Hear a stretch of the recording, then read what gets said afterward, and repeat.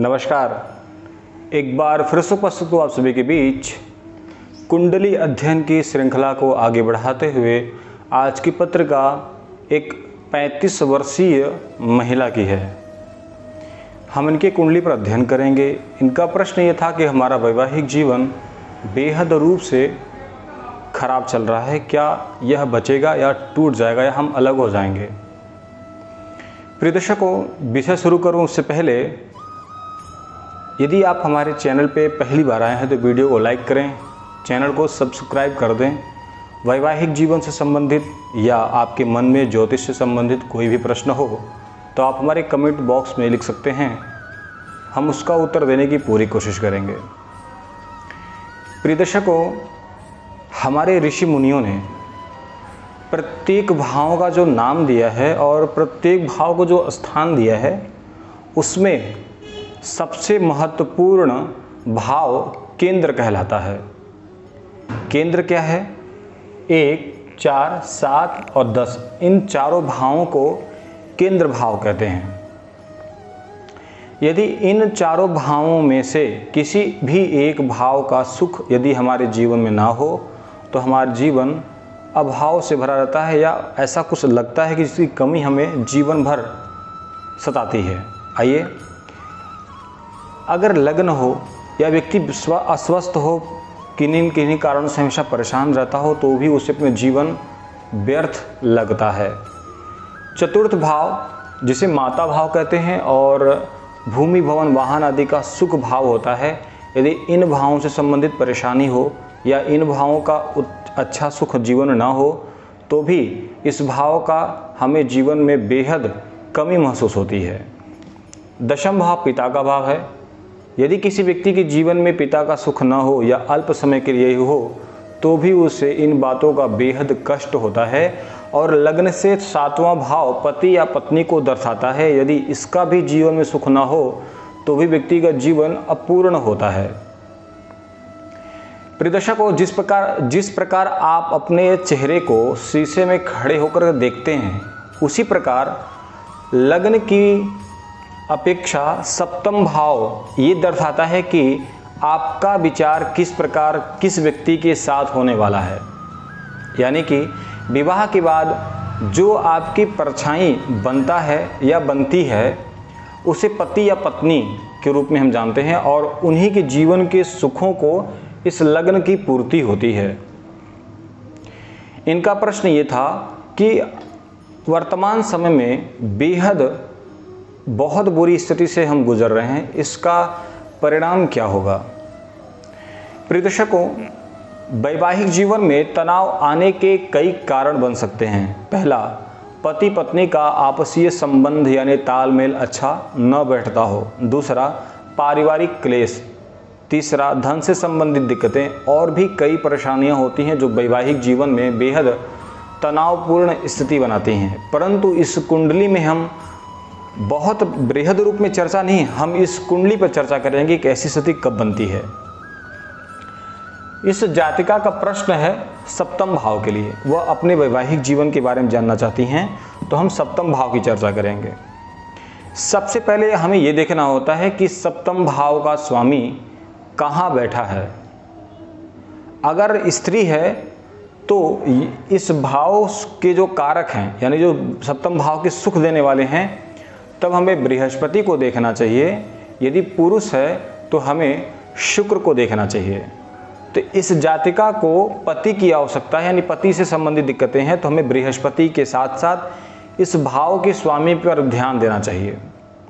जहाँ पर आप 6 नंबर देख रहे हैं, यहाँ का स्वामी बुध होता है। अब बुध 12 नंबर की राशि पर यानी बृहस्पति के घर में मीन राशि पर अशुभ परिणाम देते हैं, वहाँ पर वह नीच के हो जाते हैं। लग्न में स्थित हैं 12 नंबर की राशि पर, यहाँ पर वह नीच के बैठे हैं। यहाँ पर 3 ग्रहों की युति एक साथ बन रही है, सूर्य, बुध और शुक्र की।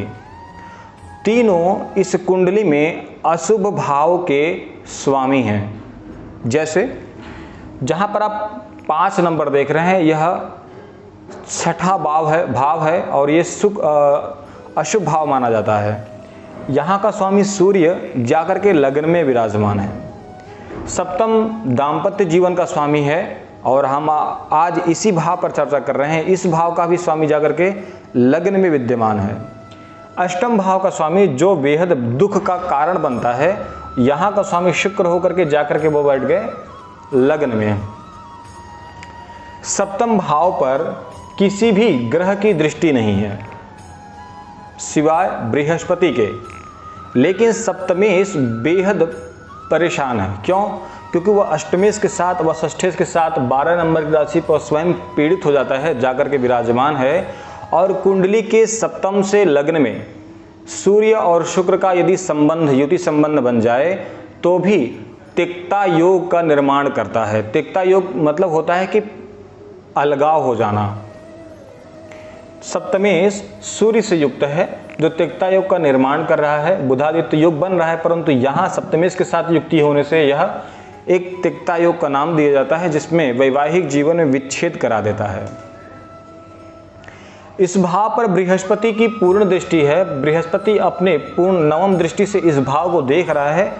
जो लाख परिस्थिति आने पर भी बृहस्पति क्या है, नैसर्गिक रूप से शुभ ग्रह है और जिन जिन भावों को देखता है उन भावों से संबंधित परेशानियों को दूर करता है। और बृहस्पति के घर में जाकर के बुध बैठा है तो बृहस्पति की पूरी जिम्मेदारी बनती है कि वह इस भाव के सुख को पूर्ण करे। तो इस कुंडली के लिए इस महिला का वैवाहिक जीवन से अलगाव तो नहीं होगा, परंतु यह बृहस्पति भी बहुत स्वतंत्र रूप से नहीं है, क्योंकि इस बृहस्पति की शनि की तीसरी दृष्टि है और बृहस्पति शनि के घर में बैठे हैं। 10 नंबर की राशि पर बृहस्पति नीच के होते हैं, परंतु वह 5 अंश तक ही नीच के होते हैं। और यहाँ पर बृहस्पति 10 नंबर की राशि पर शनि के घर में होने से, शनि की दृष्टि होने से बृहस्पति भी इस कुंडली में पीड़ित हैं।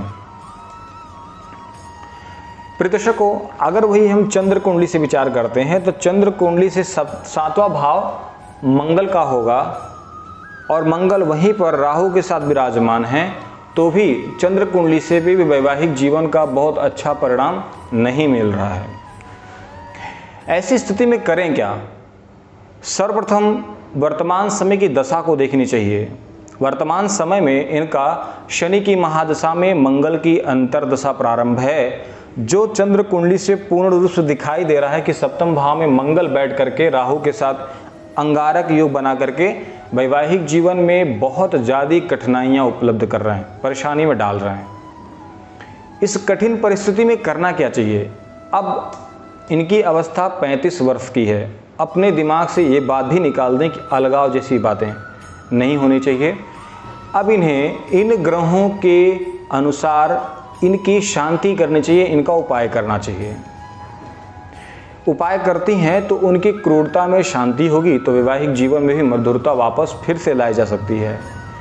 शनि की महादशा में मंगल की अंतर्दशा, दोनों अपने भाव से षडाष्टक योग भी बना रखे हैं। शनि मंगल के ही घर में बैठा है, जो बेहद पारिवारिक रूप से व्यक्ति को परेशान कर रहा है। मंगल और शनि का उपाय करें। शनि और मंगल का स्वयं अपने अनुसार, क्षमता अनुसार शनि और मंगल का जप करें, हनुमान चालीसा का पाठ करें और गाय को गुड़ दें, तो आपके इन ग्रहों की क्रूरता में कमी आएगी, जो वैवाहिक जीवन के लिए बेहद आरामदायक रहेगा। प्रियदर्शकों, इस कुंडली अध्ययन में सिर्फ सप्तमेश सूर्य के साथ युक्त होना, बुध का यहाँ पर नीच का होना, छठे और आठवें भाव के स्वामी का स्थिति बनना, जो वैवाहिक जीवन के लिए, और चंद्र कुंडली से सप्तम भाव में मंगल राहु की युति, जो वह व्यक्ति को बेहद परेशानी में सप्तम भाव से संबंधित चीज़ों को डाल रहा है। आज के लिए इतना ही, मिलते हैं अगली वीडियो में। नमस्कार।